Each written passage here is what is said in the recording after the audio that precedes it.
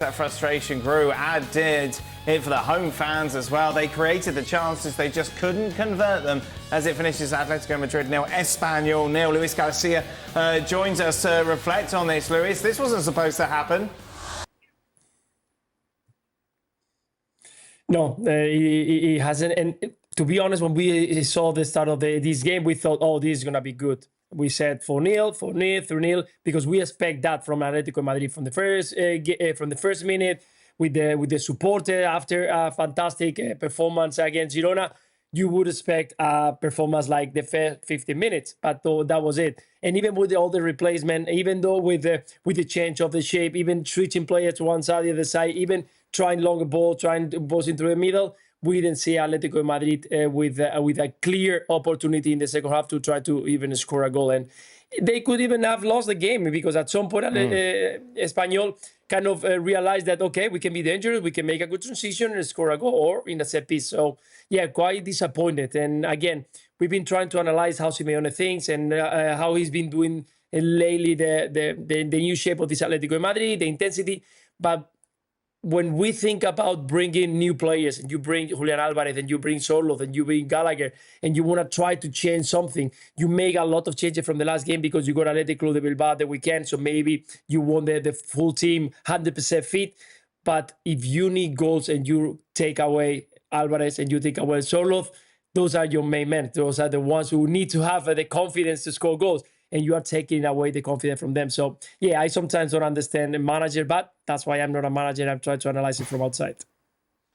I just don't get the Julian Alvarez substitution. I don't get it. Here we have a guy trying to get into the swing of things at a new club with new players against one of the poorer teams in La Liga. The game may have opened up more for him in the second half. The partnership may have got better. You play an Espanyol, a newly promoted side. Can't you bring Griezmann on with those two? Mm-hmm.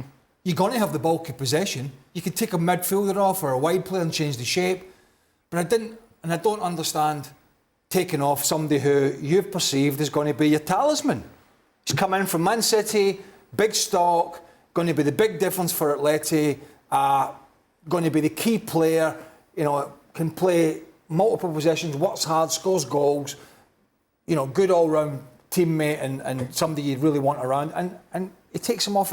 No, maybe he's injured. I don't know. Maybe he's injured. But whenever I see Simeone against some of the other managers, the top managers, some of the other managers like Ancelotti, they make subtle changes. Maybe a player on for him or somebody changing sides or something. Whenever he makes changes, it just seems to be like everything changes. Yeah. Personnel change. Plan A's out the window. Plan A. We don't even go to plan B. We go from plan A to plan D. That's kind of how it is. And then Sorloth, again, he takes him off. Okay, you might be looking for a different kind of player. But then who you got to sling the ball into the box? So you got your big striker at the end. How many times do you see a game a goalkeeper comes up for a set piece? You're always looking for somebody. So you've got the Riquelmes, you've got the Correas, you got the Griezmanns. Why not leave the big guy on to give you that other option? I just felt it was. I felt it was strange all the way through this game. This is on the Simeone for me, big time. If I'm coaching a team and we get to half time and I'm looking at it and Nicol They, you've created definitely 3, maybe 4 Proper chances. Proper chances. Yeah. The only thing that's been missing has been the final piece of the puzzle. If that's what my team's doing, I can assure you, I ain't making 3 changes at half time. What is going so badly wrong that you need to change? Yeah. And start again? Why are you starting again? You've got a team who are hanging on for dear life and you've played some decent football, you've created lots of chances. What's wrong with that? And Craig said at half time, give it another little bit of time then. Okay, if you go out and in another 20 minutes of that half, you're still in the same position, then I think you can start thinking about changing it. But you can't create that amount of chances and be that dominant and make 3 changes at half time. You're just starting again. And you can tell because it took them 15, 20 minutes to get going again. Mm-hmm. That's what happens when he makes many changes. Maybe we'll hear if he's injured or stroke. So maybe there's something with Julian Alvarez. But I tell you what, None of the big teams that signed big players this year, after a game or two in their domestic season, are taking off their talisman at half-time, right? In games that they need to win. They need to win these kind of games against what you would call, or should have been, the cannon fodder of La Liga. We all thought before the game that it was going to be cruise control. But Ancelotti's not taking Mbappe off of his quiet 45 minutes. Not happening. Guardiola's not taking his top player off. None of these top managers are changing it. And whether we talk about Atletico Madrid having a big squad or not, he's been the big story for them this year. Yeah. He was the big get. And yet, he's hooked him at half. What did he say to him at half time? If he's not injured, what does he say to him? Yeah, you still don't look right, or you haven't quite. But he's trying to get in the swing of things. He's trying to get some momentum, Julian Alvarez. So if he is not injured, taking him off in this kind of game was just bonkers. Which, as you mentioned, now, Luis, makes that game at the weekend at the new San Mamés against Athletic Club even more intriguing.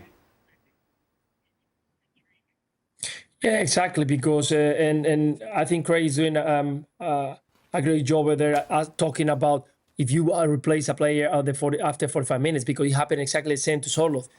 When you arrive to a team like Atletico Madrid, you know that you're going to have to fight for a place, and there are almost two players in every single position.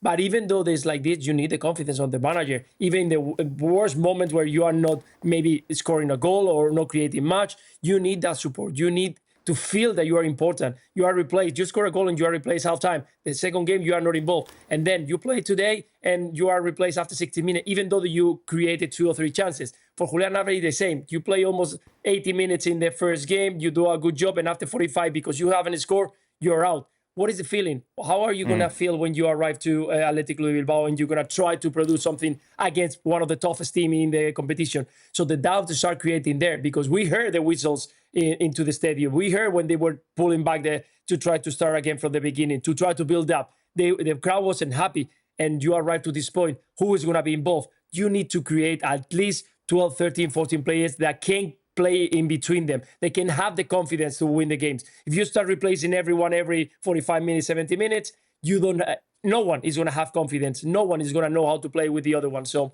today I think was a little bit messy to bring all the changes halftime and to bring another changes just right 15 minutes after. You need to create that moment of Atletico Madrid.